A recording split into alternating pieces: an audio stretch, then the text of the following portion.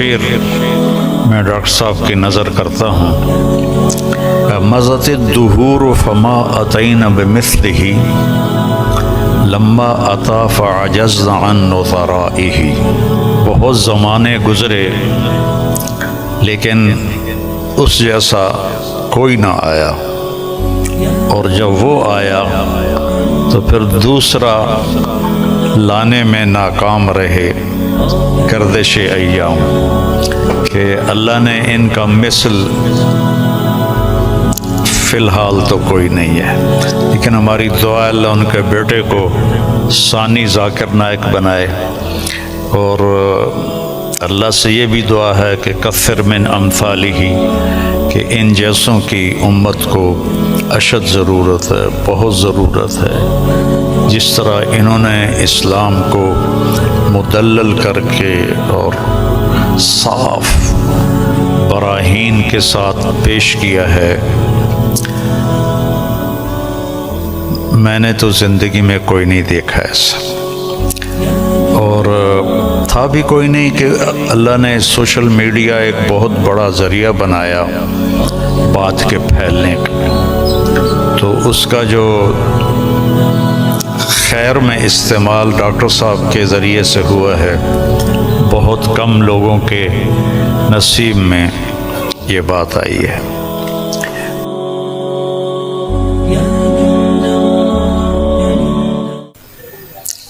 ہم سب ڈاکٹر ذاکر نائک صاحب دامت برکاتہم کی کے استقبال میں یہاں جمع ہوئے ہیں، اور مجھے میزبانی کا شرف اللہ نے بخشا ہے۔ اللہ تعالیٰ نے ان کو جن صفات سے نوازا ہے وہ بتانے کی محتاج نہیں ہے۔ میرے ذہن میں ہمارے درس کی ایک کتاب ہے متنبی، ایک شاعر تھا ابو الطیب متنبی، اس کا ایک شعر میں ڈاکٹر صاحب کی نظر کرتا ہوں، اور یہ اس کے پہلے قصیدے کا ہے، جو پہلا قصیدہ ہے۔ مضت الدہور فما اتینا بمثلہ لما اتا فعجزنا عن نظرائہ، کہ بہت زمانے گزرے لیکن اس جیسا کوئی نہ آیا، اور جب وہ آیا تو پھر دوسرا لانے میں ناکام رہے گردش ایام۔ تو یہ شعر اب میں نے 1974 میں متنبی پڑھی تھی، تو ان کی برکت سے شاید کوئی میری یادداشت بھی ٹھیک ہو گئی، تو مجھے یہ شعر اچانک یاد آیا کہ اللہ نے ان کا مثل فی الحال تو کوئی نہیں ہے، لیکن ہماری دعا اللہ ان کے بیٹے کو ثانی ذاکر نائک بنائے، اور اللہ سے یہ بھی دعا ہے کہ کثر من امثالہ، کہ ان جیسوں کی امت کو اشد ضرورت ہے، بہت ضرورت ہے۔ جس طرح انہوں نے اسلام کو مدلل کر کے اور صاف براہین کے ساتھ پیش کیا ہے، میں نے تو زندگی میں کوئی نہیں دیکھا ایسا، اور تھا بھی کوئی نہیں کہ اللہ نے سوشل میڈیا ایک بہت بڑا ذریعہ بنایا بات کے پھیلنے کا، تو اس کا جو خیر میں استعمال ڈاکٹر صاحب کے ذریعے سے ہوا ہے، بہت کم لوگوں کے نصیب میں یہ بات آئی ہے، اور اصل ہے اللہ کی قبولیت۔ ڈاکٹر صاحب کی اردو بھی کمزور ہے، چونکہ اردو ان کی لینگویج نہیں۔ آپ کی کیا لینگویج ہے، مدر لینگویج؟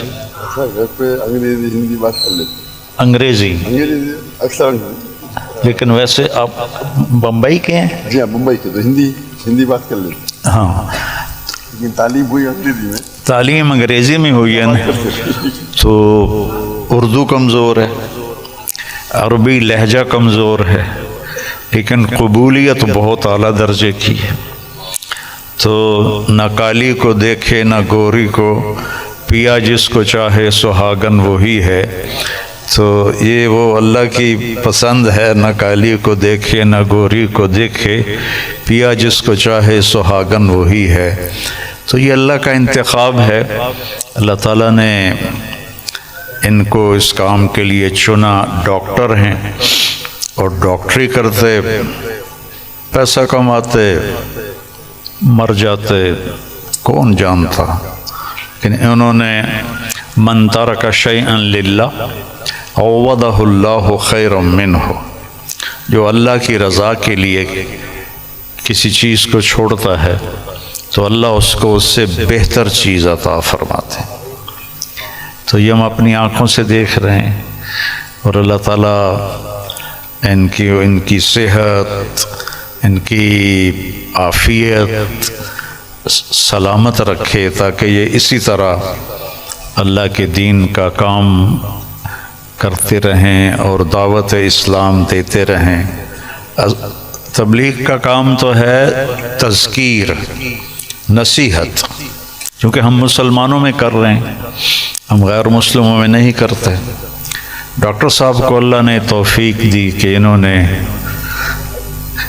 اہل باطل کو، اہل کفر کو اللہ کی طرف بلایا، اور کتنے لوگ ان کے کھاتے میں اسلام لائے، یہ تو قیامت کے دن نہیں پتہ چلے گا، اور ان کو تو پتہ بھی نہیں ہوگا، لیکن اللہ کے پاس تو ساری گنتی موجود ہے۔ اور لَأَن يَهْدِيَ اللَّهُ بِكَ رَجُلًا وَاحِدًا خَيْرٌ لَكَ مِنْ حُمْرِ النَّعَمِ یا خَيْرٌ لَكَ مِمَّا طَلَعَتْ عَلَيْهِ الشَّمْسُ۔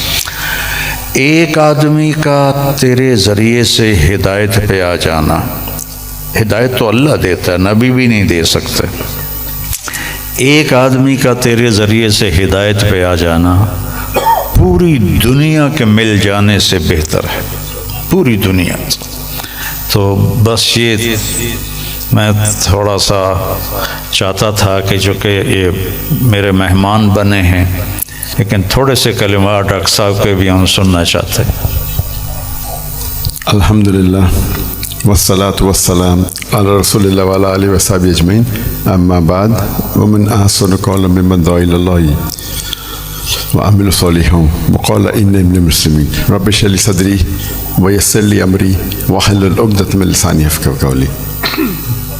میرے محترم مولانا طارق جمیل صاحب، میرے محترم مشائخ، میرے بزرگوں اور میرے بھائیوں، السلام علیکم ورحمۃ اللہ وبرکاتہ۔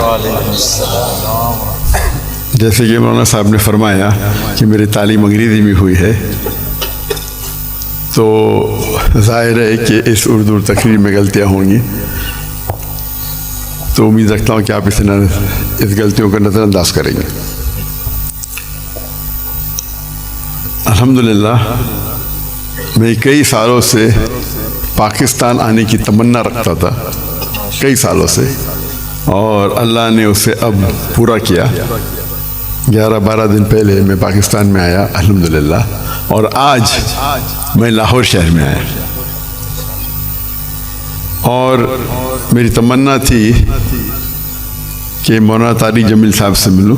ملاقات پہلے ہو چکی تھی ان سے، مکہ میں ملاقات ہوئی تھی، لیکن اپنے شہر میں ملنے کا کچھ الگ لطف ہے۔ الحمدللہ آج مجھے بہت خوشی ہو رہی ہے، اور جب میں پاکستان میں آیا تقریباً 11 دن ہو گئے، مجھے بہت خوشی ہو رہی جو جذبہ پاکستانیوں کو دیکھ کے۔ الحمدللہ میں ان کا جذبہ تو باہر دیگر مذاہب میں دیکھ چکا ہوں، جب ملاقات ہوتی ہے گلف کنٹری میں، چاہے Dubai who, Saudi who, Qatar who, Kuwait who, you کے ہو، لیکن الحمدللہ اور مجھے لگتا ہے کہ جو پوٹینشیل ہے پاکستانیوں کا وہ بہت ماشاءاللہ بہت ہائی ہے۔ پاکستان ایک واحد ملک ہے پوری دنیا میں جو اسلام کے نام پہ الگ ہوا، واحد ملک۔ تو ہمیشہ پاکستان سے امید رہتی ہے، اور اب آنے کے بعد جو پاکستانیوں کی محبت دیکھی اور جو ان کا جذبہ دیکھا، باہر تو دیکھتا تھا، پاکستان آ کے ماشاءاللہ دل بے حد خوش ہوا. اور جتنے مدارس میں ہم گئے، چاہے کراچی میں، چاہے لاہور میں، الحمدللہ اکثر دیکھتے ہیں کہ سوشل میڈیا میں آپس میں تناؤ رہتا ہے، لیکن میں جب یہ آیا تو جو محبت دیکھی میں نے، کافی خوش ہو گیا الحمدللہ.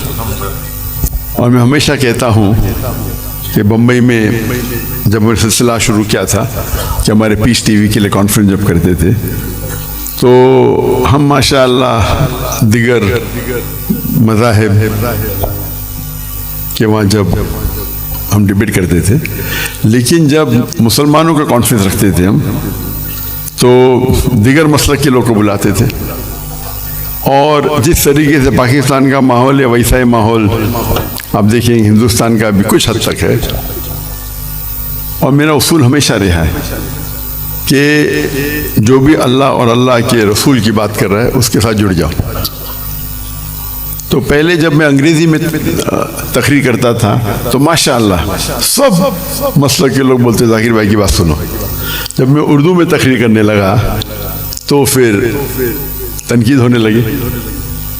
بٹ الحمدللہ ثم الحمدللہ میرا اصول تھا، اور میں نے کہا ہم جب کانفرنس کرتے ہیں تو میں نے قرآن کی کوئی آیت نہیں پڑھی جس میں لکھا ہے کہ آپ ڈاکٹر ذاکر نائک کے خلاف بات کریں گے تو جنت لے جائیں گے، یا کوئی حدیث نہیں پڑھی جس میں لکھا ہے کیا آپ ڈاکٹر ذاکر نائک کے خلاف بات کریں گے تو جنت لے جائیں گے. تو جو لوگ میرے خلاف بات کرتے تھے میں ان کو بھی بلاتا تھا، اور میرے منچ پہ وہ میرے خلاف بات کرتے تھے لیکن مجھے کوئی اعتراض نہیں تھا. اس کے بعد چند ہفتوں یا مہینوں بعد وہ دوست بن جاتے تھے. تو ہمارا مقصد ہے لوگ کو اللہ اور اللہ کے رسول کی طرف بلانا، اللہ کی کتاب کی طرف بلانا، اور اس میں اللہ سبحانہ و تعالیٰ نے کافی سفلتا دی. اور میں ہمیشہ کہتا ہوں کہ جب مسلمان کہتے ہیں میں ہی صحیح ہوں تو میں کہتا ہوں میں بھی صحیح ہوں. دونوں میں فرق ہے، میں ہی صحیح ہوں اور میں بھی صحیح ہوں. تو یہ اس کو لے کے چلیں گے. اور اللہ تعالیٰ فرماتے سورہ عمران میں سورہ نمبر 3 آیت نمبر 103 میں وَاعْتَصِمُوا بِحَبْلِ اللَّهِ جَمِيعًا وَلَا تَفَرَّقُوا، اللہ کی رسی کو مضبوطی سے پکڑیے اور آپس میں نہ بٹے. اللہ کی رسی ہے قرآن اور حدیث.